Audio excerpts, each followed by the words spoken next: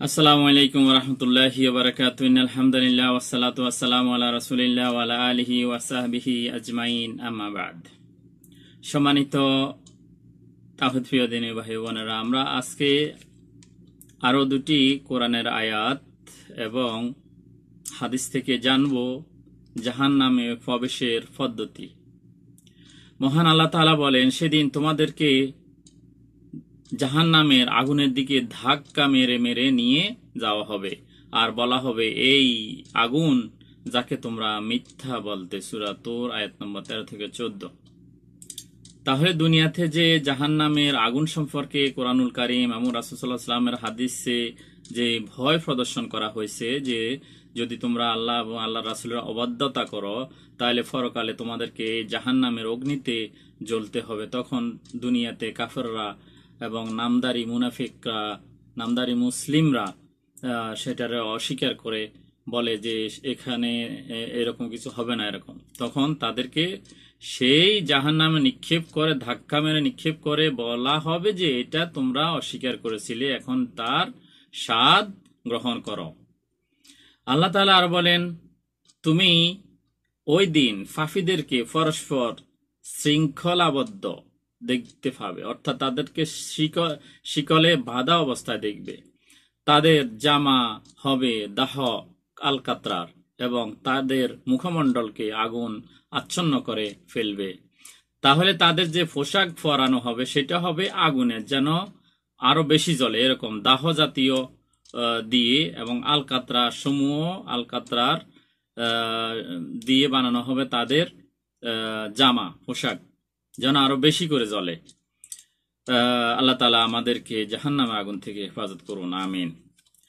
এই সম্পর্কে একটি হাদিস আবু হুরায়রা রাদিয়াল্লাহু আনহু থেকে বর্ণিত। তিনি বলেন, রাসূলুল্লাহ সাল্লাল্লাহু আলাইহি ওয়াসাল্লাম বলেন, কিয়ামতের দিন জাহান্নাম থেকে একটি ঘাড় বের হবে, অর্থাৎ গর্দান বের হবে, যার দুটি চোখ হবে।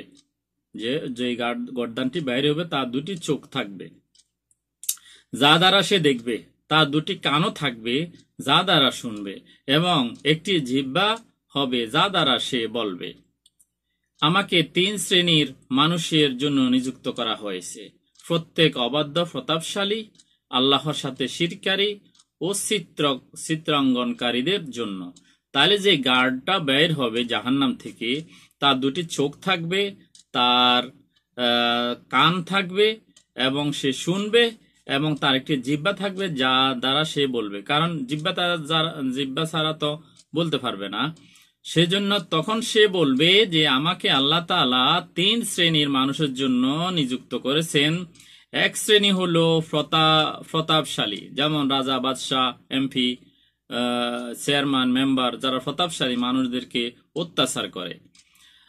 তারপরে রয়েছে আল্লাহর সাথে শিরকারী, যারা আল্লাহর সাথে শিরিক করে, মাজারে যায় টাকা দেয়, ফিরের কাছে গিয়ে সন্তান চায়, মাজার গিয়ে মানত করে যে তার কল্যাণ হবে, অথচ সকল কল্যাণের মালিক একমাত্র আল্লাহ তাআলা, সন্তান দেওয়ার মালিক একমাত্র আল্লাহ তাআলা। কিন্তু সে কি করলো, এই আল্লাহ তাআলার হককে নিয়ে মাজারের শোয়ায়িত মৃত ব্যক্তির কাছে চাইলো, তার মানে সে মনে করলো যে আল্লাহ দিতে পারে, ওই ব্যক্তিও দিতে পারে, শরিক করলো। শরিক করার কারণে, এবং যারা মানুষের সকল প্রকার প্রাণীর চিত্র অঙ্কন করে, তাদের জন্য ওই কঠিন আযাবের গর্দান আল্লাহ তাআলা প্রস্তুত করে রেখেছেন।